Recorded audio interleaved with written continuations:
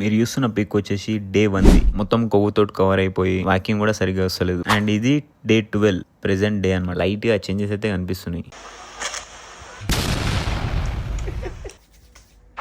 కదలలే, water ఎక్కువ ఉండాలి. So మన పొద్దుగాల బ్రేక్ఫాస్ట్ వచ్చేసి ఓట్ షేక్. మస్తు మందికి తెలుసు ఇది మన ఓజీ బ్రేక్ఫాస్ట్ అని చెప్పేసి. డైట్ లో మనం ఏం చేంజెస్ చేసుకోలేదు, అంతే ఉంది. అండ్ వాకింగ్ కూడా గంటన్నర చేస్తున్నాం, అన్ని సేమ్ ఫాలో అవుతున్నాం. సో బ్రెడ్ స్లైసెస్ పొద్దుగానే తింటే ఓట్ షేక్ తాగను, అండ్ రైస్ తింటే బ్రెడ్ స్లైసెస్ పెట్టుకోను.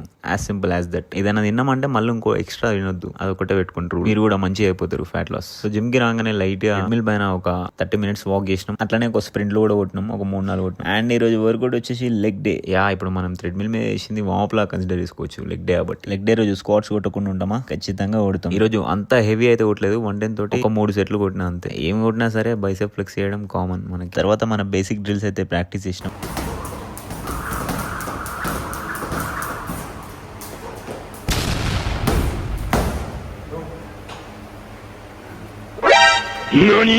ఇంకో ఇట్లుంటది మన ట్రైనింగ్. లైట్ గా ఇంత ఇంటెన్సిటీ యాడ్ చేసుకున్నందుకు బెనిఫిట్స్ అయితే బాగానే వస్తున్నాయి మనకి డే టు డే యాక్టివిటీస్ లో. సో ఇంట్లో చికెన్ అవుట్ ఆఫ్ స్టాక్ ఉండే, అది మనకు దారి మధ్యలో గుర్తుకొచ్చింది. సో పిస్తా హౌస్ లో కస్టమైజ్డ్ చికెన్ సాలడ్ చేయించుకున్నాం. మంచిగా ఉండే టేస్ట్. ఇంటికి రాగానే ఫ్రెష్ అప్ అయిపోయి వాకింగ్ స్టార్ట్ చేసినాం. ఉందిగా మనకి మిగిలిపోయిన కార్డియో, అది ఫినిష్ చేసుకున్నాం. మీకు వీడియో ఎట్లా అనిపించిందో ఖచ్చితంగా కామెంట్ చేసి చెప్పండి. ఈ రోజు కింద కలిసి ఉంటా. బాయ్.